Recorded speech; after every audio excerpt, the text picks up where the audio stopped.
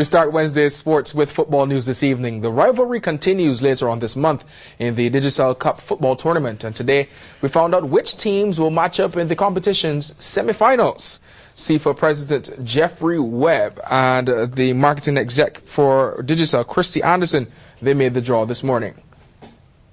For the final, Roma will face East End for a spot in the Ash Wednesday final, but it was the other semi-final that had the onlookers buzzing today.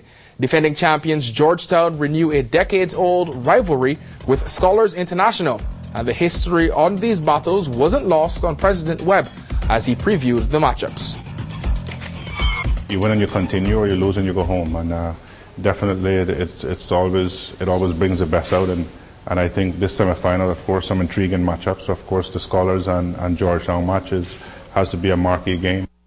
Those two teams have been dominating Cayman football for decades now. There's a look at the matchups. Roma tackling the ever-improving East End unit first up before the showdown between Scholars International and Georgetown.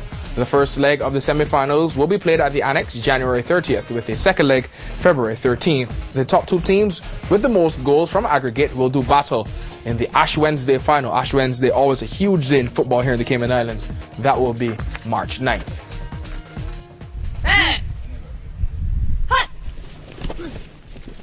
In more football news, but of the flag football variety, the national women's flag football team is off to Orlando tomorrow to contest U.S. Flag and Touch League national championships. Remember, we told you about their preparations for the competition last month.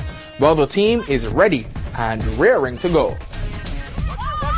The team is great. We have some of the best players in the league, a lot of the MVPs. We have a great team. We have a lot of girls that are very excited and energetic and willing to play. They're very hungry, to play well and play well and be successful at this tournament.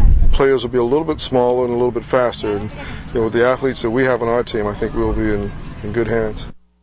And the best of luck as that team journeys to Orlando. I gave Nikolai Hill, the defensive coach, a camera, so hopefully we'll see some highlights from that competition in Orlando next week.